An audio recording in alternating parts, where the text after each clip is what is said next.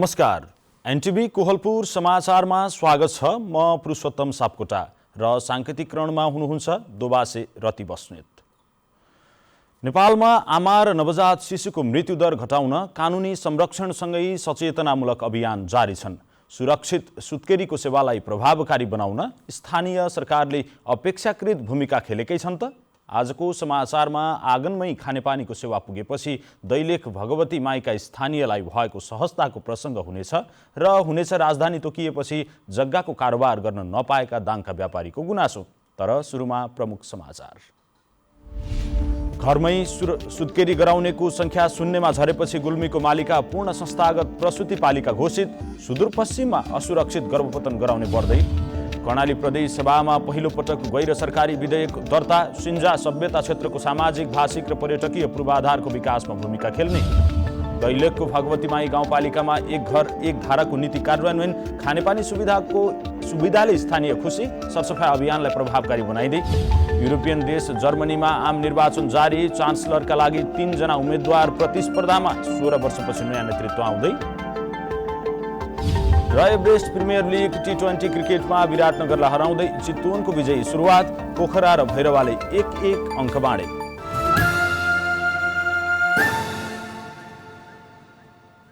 समाचार अब विस्तारमा। ग्रामीण बस्तीमा महिलाहरू प्रसुति सेवा लिन स्वास्थ्य संस्थासम्म पुग्न नसकेर कैयौं मृत्यु हुने गरेको छ। तर घरमै सुत्केरी हुनेको संख्या शून्यमा झरेपछि गुल्मीको मालिका गाउँपालिका पूर्ण संस्थागत प्रसुति गाउँपालिका घोषणा भएको छ।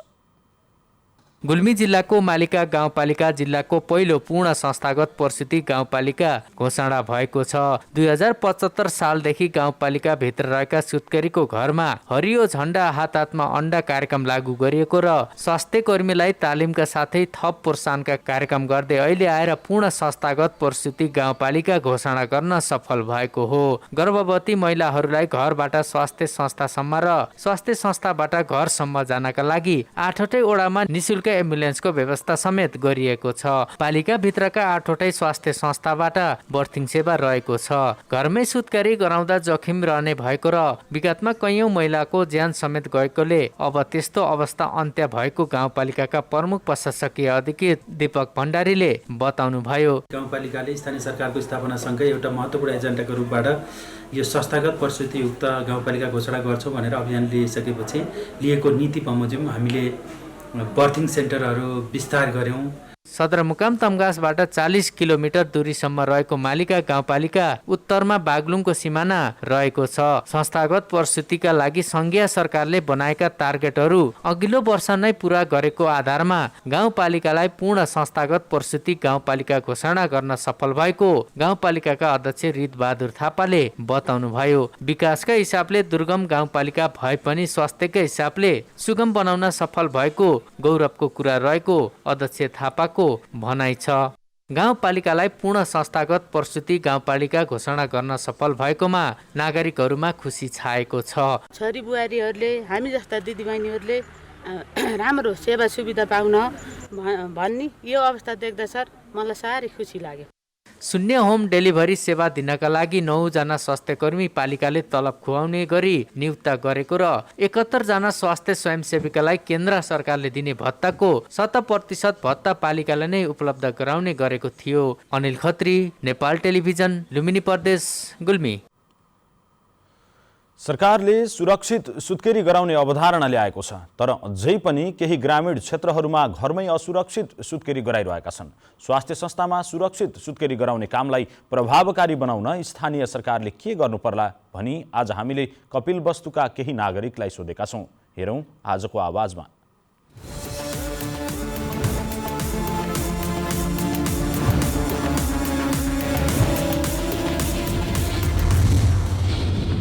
नगरपालिकाले चाहिँ सुत्केरीहरूलाई समय समयमा चाहिँ चाहिने भिटामिन्सहरू र चाहिँ आइरनहरू र चाहिँ फोलिक एसिडहरू र अल्ट्रासाउन्डहरू गरिदिनु पर्ने हुन्छ र चाहिँ आयो नुन्सहरू लगायत हाम्रा महिलाहरूलाई चाहिँ चाहिने पोषिलो खानाहरू 9 महिनासम्मलाई चाहिँ नगरपालिकाले चाहिँ उपलब्ध गराइदिनु पर्ने चाहिँ दायित्व चाहिँ नगरपालिकाको चाहिँ हुनुपर्ने हो। तिनीहरूलाई कसरी पोषण युक्त चीजहरू कसरी उपलब्ध गराउने, त्यसको तथ्याङ्क कसरी लिने भनेर अलिकति ध्यान गयो भने ती सहज सुत्केरीहरूलाई अलिकति सहज हुने थियो। पालिका लेभलले के गरिदिनुपर्छ भने एम्बुलेन्सको व्यवस्था घरदेखि हस्पिटलसम्म पुर्याउने, औषधिहरू फ्री गरिदिनुपर्छ, महिलाहरूको लाग्ने रगतहरू पनि फ्री गरिदिनुपर्छ, अनि हेरचाह राम्रोसँग अपरेसनहरू राम्रोसँग खटेर गरिदिनुपर्छ। मेरो यही विचार छ। गर्भमा बच्चा रहँदाखेरि सुत्केरीलाई पोषण आहार प्रदान गर्नुपर्छ। साथै सर्वसुलभ ढङ्गले नजदिकको चिकित्सालयमा निःशुल्क सेवा सुत्केरीलाई दिनुपर्छ। साथै त्यो सुत्केरीलाई केही न केही धनराशि उनको स्तर हेरेर त्यो पनि सहज रूपले साझीकरण गर्नुपर्छ। सर्वप्रथम निःशुल्क एम्बुलेन्स स्वास्थ्य सेवा हुनु पर्यो। त्यसका साथसाथ प्रत्येक वडामा प्रसुति केन्द्र हुनु पर्यो र प्रसुति केन्द्रमा चाहिँ एक्सपर्ट महिला टेक्निसियन, महिला स्वास्थ्यकर्मी हुनु पर्यो र जसमा गाउँपालिकाले विशेष भूमिका निर्वाह गरी उचित एक्सपर्ट महिला छनौट गरी प्रत्येक वडामा चाहिँ यसको व्यवस्थापन गर्नुपर्छ। एम्बुलेन्सको सुविधा दिन सक्नु पर्यो। दोस्रो कुरो, हस्पिटलमा पुगिसकेपछि राम्रो चिकित्सकको आवश्यकता हुन्छ, त्यही भएर सबै अनि उसलाई चिकित्सकको व्यवस्था हुनु पर्यो। तेस्रो कुरो, उसले सुत्केरी भइसकेपछि कस्तो कुराको आहारहरू खान पर्छ त्यो कुराहरू पनि यदि पालिकाले नै दिन सके राम्रो हुन्थ्यो। समयमा उसले बच्चाको स्याहार सुसारका साथै खोपको व्यवस्था पनि पाए अझै राम्रो हुन्थ्यो। र हामीहरूको यहाँ चाहिने कपिलवस्तु नगरपालिकामा अलिकति के छ भनेदेखि हस्पिटलमा चाहिने राम्रो डाक्टरको असुविधा छ। हामीहरू बुटोल भएर वा ठुलो ठुलो सहरमा गएर सेवाहरू लिइराखेका छौँ। त्यो सबै सुविधाहरू यदि पालिकाले हाम्रै यो जिल्ला स्तरमा गर्न सकेको भए अझै राम्रो हुन्थ्यो जस्तो लाग्छ मलाई।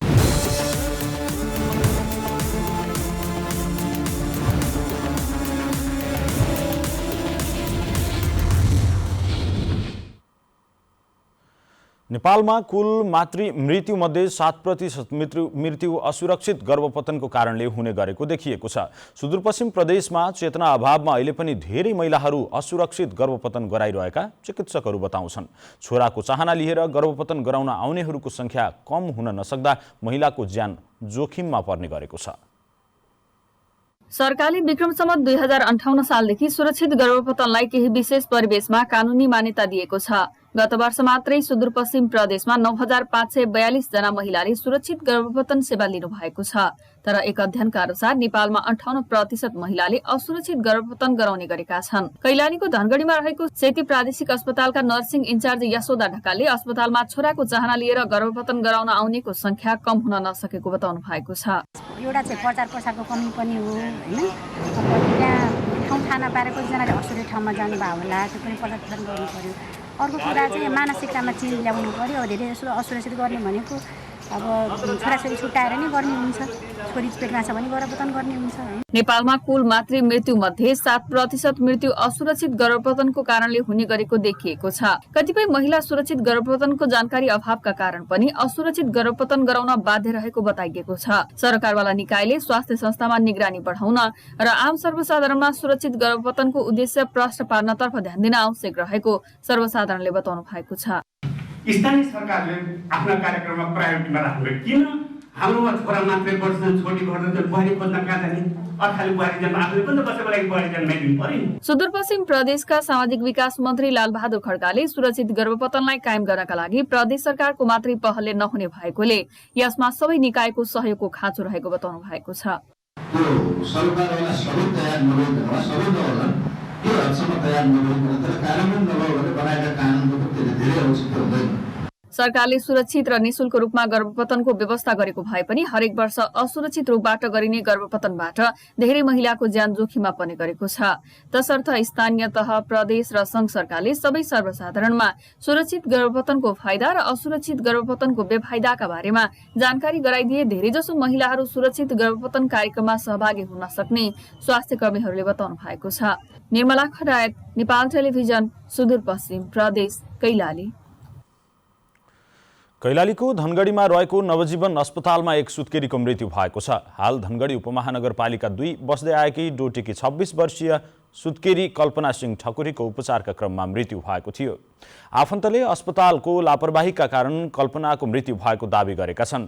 उनले जन्म दिएको शिशुलाई अहिले आइसियुमा राखिएको अस्पतालले जनाएको छ। मृत्युको यथेष्ट कारण खुलाउनु पर्ने भन्दै पीडितका आफन्तले अस्पताल घेराउ गरेपछि सहमतिका लागि दुवै पक्षको छलफल भए पनि निष्कर्षमा पुगेको छैन। अस्पतालले भने सुत्केरीलाई बचाउन सक्दो प्रयास गर्दा पनि उच्च रक्तस्राव भएपछि सुत्केरीको मृत्यु भएको बताएको छ। नेपालमा पछिल्लो 24 घण्टामा 834 जनामा कोरोना संक्रमण पुष्टि भएको छ। 8589 PCR परीक्षण गर्दा 730 जना र 5147 एन्टिजेन परीक्षण गर्दा 104 जना गरी 13726 जनामा गरिएको परीक्षणका क्रममा 834 जनामा कोरोना भाइरसको संक्रमण देखिएको स्वास्थ्य तथा जनसङ्ख्या मन्त्रालयले जनाएको छ। यस्तै पछिल्लो 24 घण्टामा कोरोना संक्रमणबाट 9 जनाको मृत्यु भएको छ भने 1279 जना निको भएका छन्। आज थपिएका सँगै नेपालमा कोरोना संक्रमितको कुल संख्या 7,91,392 पुगेको छ। यो सँगै नेपालमा मृत्यु हुनेको संख्या 11,096 पुगेको छ। मन्त्रालयका अनुसार हाल देशभर 19,142 जना सक्रिय संक्रमित रहेका छन्। समाचारको क्रम जारी नै छ। अहिलेलाई एकैछिनको विश्राम।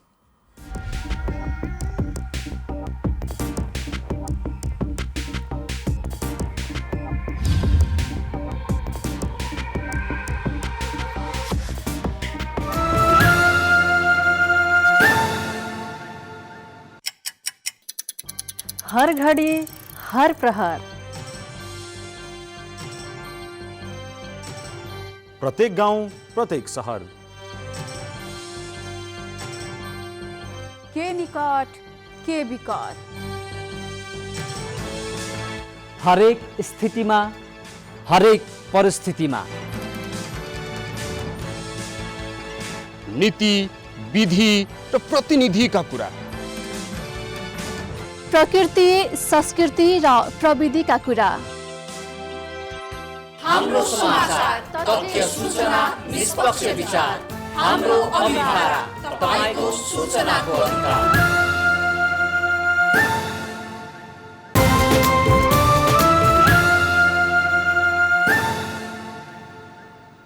विश्रामपछि समाचारमा पुनः स्वागत छ। अब बाँकी समाचार। कर्णाली प्रदेश सभामा पहिलो पटक गैर सरकारी विधेयक दर्ता भएको छ। आज प्रदेश सभामा जुम्लाबाट निर्वाचित प्रदेश सांसद नरेश भण्डारीले सिन्जा सभ्यता विकास तथा संरक्षण विधेयक 2078 दर्ता गराउनु भएको हो। नेपालको प्रादेशिक संरचनामा गैर सरकारी विधेयक दर्ता भएको पहिलो अभ्यास हो। विधेयक दर्तापछि सांसद भण्डारीले विधेयकले खस संस्कृतिको संरक्षण प्रचार प्रसारका लागि कोसे ढुङ्गाको काम गर्ने बताउनु भएको छ। सिन्जा सभ्यता क्षेत्रको सामाजिक, धार्मिक, भाषिक, आर्थिक, सांस्कृतिक तथा पर्यटकीय पूर्वाधारहरूको विकास गर्न यो विधेयक प्रदेशमा आवश्यक रहेको उहाँको भनाइ छ। सिन्जा सभ्यता क्षेत्रभित्रका ऐतिहासिक, धार्मिक, पुरातात्विक महत्त्वका मठ मन्दिर, थान, ताल, सरोवर, गुफा र अन्य तीर्थस्थलहरूको पहिचान, खोजी तथा अनुसन्धान गर्ने, सिन्जा सभ्यता क्षेत्रको वातावरणीय सन्तुलन कायम राख्न आवश्यक काम गर्ने विधेयकको उद्देश्य राखिएको छ। दैलेखको भगवतीमाई गाउँपालिकाले लिएको एक घर एक धाराको नीति कार्यान्वयन भएको छ। गाउँपालिकामा पूर्ण सरसफाई अभियानलाई प्रभावकारी बनाउन ग्रामीण जलस्रोत व्यवस्थापन परियोजना र गाउँपालिकाको साझेदारीमा अभियान सुरु गरिएको हो। अहिले सबैको घरमा स्वच्छ पिउने पानी उपलब्ध भएपछि भगवतीमाई गाउँपालिका 1 का स्थानीयहरू खुसी भएका छन्। दैलेखको भगवतीमाई गाउँपालिका वडा नम्बर 1 पगनाथकी 77 वर्षीय इन्द्र थापा आँगनमै पानी आएपछि निकै खुसी हुनुहुन्छ। गाउँको धारा टाढा तर अलिअलि उज्यालो बेला उठ्नु भनेपछि यहाँ घाम परिदेउन आउने पालो नपाइकन हाम्रो धाराहरू याक्कै सुविस्ता भयो। उहाँसँगै वडा नम्बर 1 का 69 घर परिवार सबैको घर अगाडि स्वच्छ पिउने पानी उपलब्ध छ। सबै परिवारले अहिले पुराना दुःख बिर्सेका छन्। गाग्रा बोकेर त्यहाँ एक छुट्टै बाल्टी राख्नु पर्ने, एक गाग्रो पिठ्यामा बोक्नु पर्ने, छोराछोरी बोक्नु पर्ने के छोराछोरी अहिले त धेरै सुविस्ता भएको छ। घर अगाडि भाँडा माझ्ने चाङ निर्माण गरिएको छ। फोहोर व्यवस्थापन गर्ने खाडल खनिएको छ। गाउँका सार्वजनिक स्थानहरू, विद्यालय, स्वास्थ्य संस्था, पार्टी पौवामा समेत फोहोर व्यवस्थापनको राम्रो प्रबन्ध भएपछि भगवतीमाई गाउँपालिका वडा नम्बर 1 पगनाथलाई जिल्लाकै पहिलो पूर्ण सरसफाईयुक्त वडा घोषणा गरिएको छ। गाउँपालिकाले लिएको एक घर एक धाराको नीति कार्यान्वयन भएको छ। पूर्ण सरसफाई अभियानलाई प्रभावकारी बनाउन ग्रामीण जलस्रोत व्यवस्थापन परियोजना र गाउँपालिकाको साझेदारीमा अभियान सुरु गरिएको थियो। अनुकूलतान कायम गर्नको लागि एक घर एक धाराको नीति बनायौँ। यसले गर्दा अब हाम्रो खानेपानीको क्षेत्रमा धेरै सुधार आउनेछ। हामीले धेरै जसो लगभग 1700-1800 धारा निर्माण गरिसक्यौँ। अब 1-2 घण्टाको समयमा हामीले पानी बोकेर ल्याउँथ्यौँ। त्यति बेला बालबच्चा सरसफाइ हुन सक्थेनन्। उपभोक्ता हुनुहुन्छ, उपभोक्ताले एकदमै खटेर हामीले गर्न खोजेका कामहरू सफल पार्नु। गाउँमा भएका यस्ता विकासहरूलाई संरक्षण गरेर अघि बढ्नुपर्ने ग्रामीण जलस्रोत परियोजनाका जलस्रोत विज्ञ नारायण वाग्लेले बताउनु भएको छ। अब तपाईहरुले निश्चित रूपमा यो खानेपानी सरसफाइलाई दिगो बनाउनु हुनेछ र दिगो बनाइसकेपछि अन्य विकासको कामहरुमा अगाडि जानु हुनेछ भन्ने हामीले अपेक्षा गरेका छौं। सरकारले लिएको दिगो विकास लक्ष्यलाई पूरा गर्न भगवतीमाई गाउँपालिकाले सबै वडाहरूलाई पूर्ण सरसफाइयुक्त बनाउने अभियान थालेको छ। विष्णु शर्मा, नेपाल टेलिभिजन, कर्णाली प्रदेश, दैलेख। राष्ट्रिय गौरवको भेरीबबई डाइभर्सन बहुउद्देश्यीय आयोजनाको दोस्रो चरणको कामले गति लिन सकेको छैन। पहिलो चरण अन्तर्गत सुरुङ खन्ने काम समयभन्दा अगाडि नै सकाएको आयोजनाले दोस्रो चरणको काम भने सुस्त गतिमा गरिरहेको छ। दोस्रो चरण अन्तर्गत हेडबक्स, बाँध निर्माण, पावर हाउस लगायत अन्य काम गर्नुपर्ने भए पनि कोरोना महामारी तथा मजदुर अभावका कारण काम सोचे जस्तो हुन नसकेको आयोजना कार्यालयले जनाएको छ। अहिलेसम्म आयोजनाको भौतिक प्रगति 48% र वित्तीय प्रगति 38% पुगेको छ।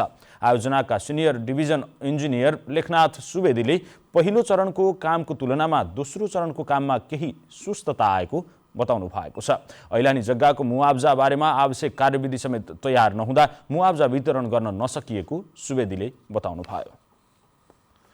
सल्यान, कपुरकोट, त्रिवेणी, छत्रेश्वरी र कालीमाटी गाउँपालिकालाई कर्णाली प्रदेशको राजधानी सुर्खेतसँग जोड्ने सुरु भएको लुहाम, काभ्रा, कालीमाटी, रामपुर सडक अझै सम्पन्न भएको छैन।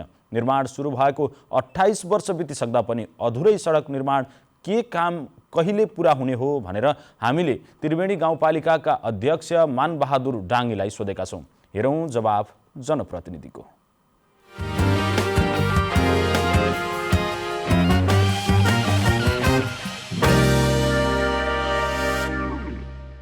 हाम्रा आफ्ना कार्यक्षेत्रहरू छन्। राष्ट्रिय राजमार्गहरू सङ्घीय सरकारले निर्माण गर्ने, प्रदेश जोड्ने सडकहरू प्रदेश सरकारले निर्माण गर्ने, स्थानीय सडकहरू स्थानीय तहले गराउने भन्ने हाम्रा कार्यक्षेत्रहरू छन्। हामी निर्वाचित हुने बित्तिकै कालीमाटी गाउँपालिका र हाम्रा बिचमा कुराकानी भयो।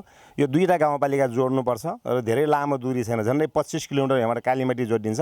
कालीमाटी जोड्ने हो भने हामीलाई सल्यानी जनताहरूलाई सुर्खेत पुग्न र अहिलेको हाम्रो प्रदेश राजधानी पुग्न सजिलो हुन्छ भन्ने खालको कुरा गर्दाखेरि यहाँका मान्यजीहरू, यहाँबाट निर्वाचित भएका मान्यजीहरूले होइन यो हाम्रो काम हो, हामी बजेट हाल्छौँ भन्नुभयो र हामीले व्यापक दबाब गरेपछि बजेट पनि पर्यो। तर यो कस्तो अवस्था भयो भने यो ठेकदारलाई तलाउने कानुन भएन।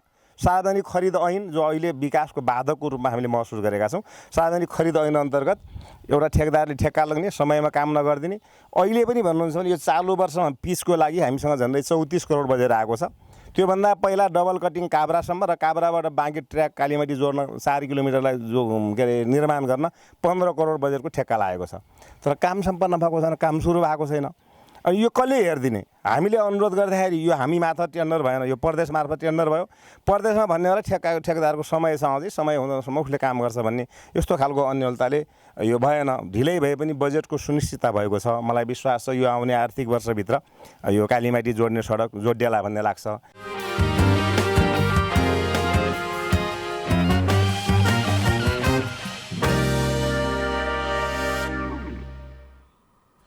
लुम्बिनी प्रदेशको स्थायी राजधानी राप्ती उपत्यका देउखुरी तोकिएसँगै गरिएको जग्गा रोक्का अझै फुकुवा हुन सकेको छैन।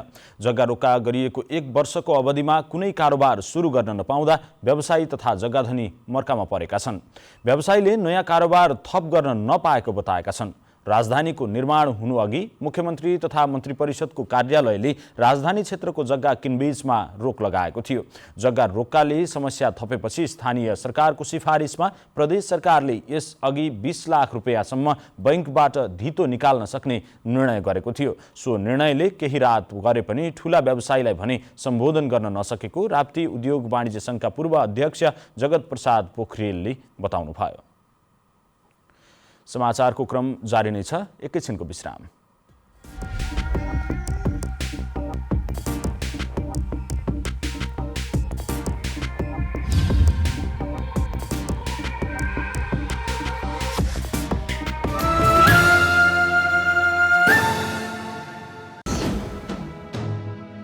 समावेशी आवाज, समावेशी चरित्र, बेग्लै अस्तित्व, पहिचान सर्वत्र। दृश्यहरूको भिडमा तपाईकै दृश्य, कला, संस्कृति र प्रकृतिको शब्दचित्र। अनुहारहरूको भिडमा तपाईकै अनुहार, अनेक नेपालीको एक अनुहार। एनटिभी कोहलपुर।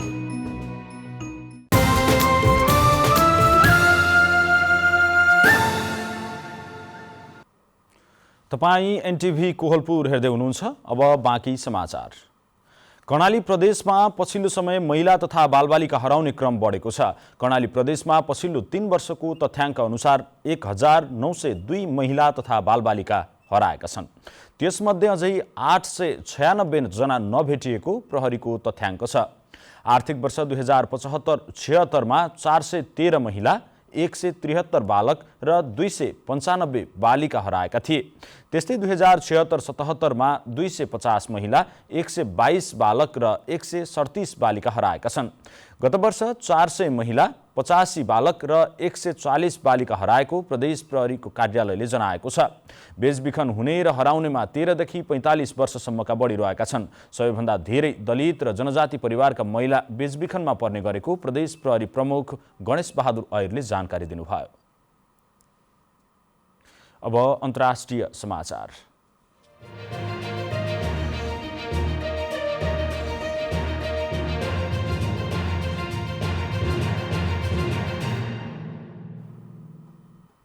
युरोपियन देश जर्मनीमा आम चुनाव जारी छ। जर्मनको चान्सलरका लागि 3 जना उम्मेद्वार प्रतिस्पर्धामा छन्।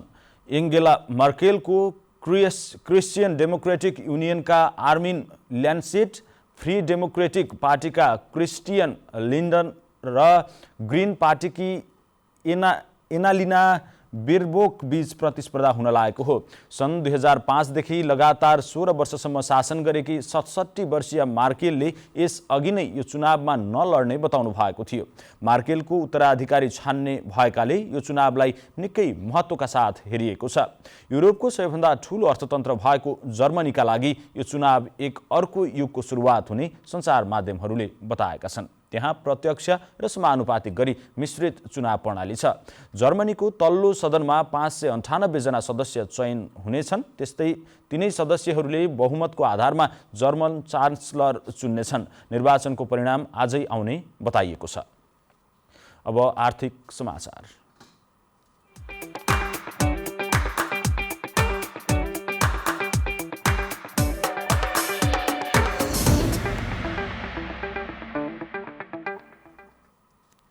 हप्ताको पहिलो दिन आज शेयर बजार घटेको छ। नेप्से आज 61.27 अङ्कले घटेर 2758.84 बिन्दुमा झरेको छ। आज सबै समूहको शेयर ओह्रालो लागेको छ। बिमा, विकास बैंक, फाइनान्स र हाइड्रो पावर समूहको शेयर उच्च अङ्कले घटेको छ। आज 233 वटा कम्पनी मध्ये 24 वटा कम्पनीको शेयर मात्र सामान्य बढेको छ। समग्र बजार घटे पनि मनोकामना स्मार्ट लघु वित्त कम्पनीको शेयर 10% बढेको छ। आज 1,44,94,000 किता शेयर 6 अर्ब 50 करोड रुपियाँमा कारोबार भएका छन्। सबैभन्दा धेरै अरुण भ्याली हाइड्रो पावरको 33 करोड 95 लाख रुपियाँको शेयर किनबेच भएको छ। अब खेलकुद समाचार।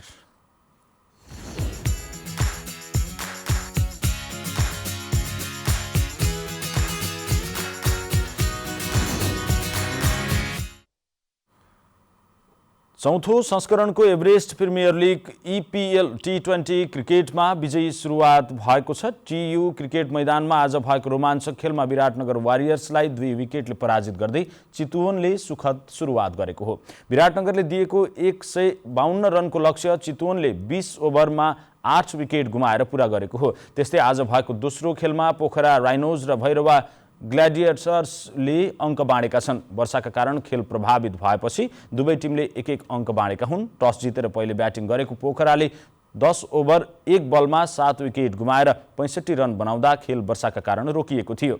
वर्षा नरोकिएपछि दुवै टोलीले 1-1 अङ्क बाँडेका हुन्।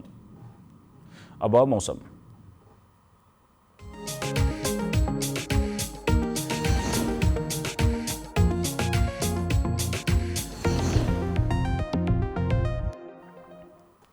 आज देशभर आंशिकदेखि सामान्य बदली रही गण्डकी, लुम्बिनी र कर्णाली प्रदेशका थोरै स्थान र बाँकी प्रदेशका 1-2 स्थानमा हल्कादेखि मध्यम वर्षा भयो।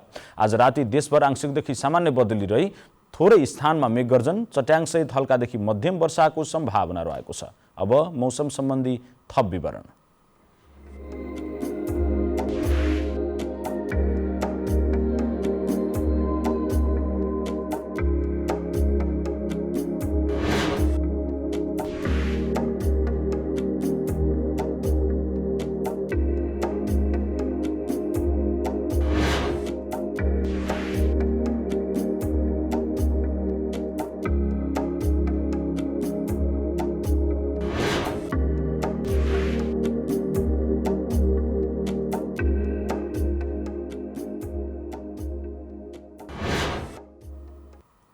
समाचारको अन्त्यमा प्रमुख समाचार पुनः एकपटक। घरमै सुत्केरी गराउनेको संख्या शून्यमा झरेपछि गुल्मीको मालिका पूर्ण संस्थागत प्रसूति पालिका घोषित। सुदूरपश्चिममा असुरक्षित गर्भपतन गराउने बढ्दै। कर्णाली प्रदेश सभामा पहिलो पटक गैर सरकारी विधेयक दर्ता। सिन्जा सभ्यता क्षेत्रको सामाजिक, भाषिक र पर्यटकीय पूर्वाधारहरूको विकासमा भूमिका खेल्ने। दैलेखको भगवती माई गाउँपालिकामा एक घर एक धाराको नीति कार्यान्वयन। खानेपानी सुविधाले स्थानीय खुसी। सरसफाई अभियानलाई प्रभावकारी बनाइदै। युरोपियन देश जर्मनमा आम निर्वाचन जारी। चान्सलरका लागि 3 जना उम्मेद्वार प्रतिस्पर्धामा। 16 वर्षपछि नयाँ नेतृत्व आउँदै। र एभरेस्ट प्रिमियर लिग T20 क्रिकेटमा विराटनगरलाई हराउँदै चितवनको विजयी सुरुवात। पोखरा र भैरवाले 1-1 अङ्क बाँडे।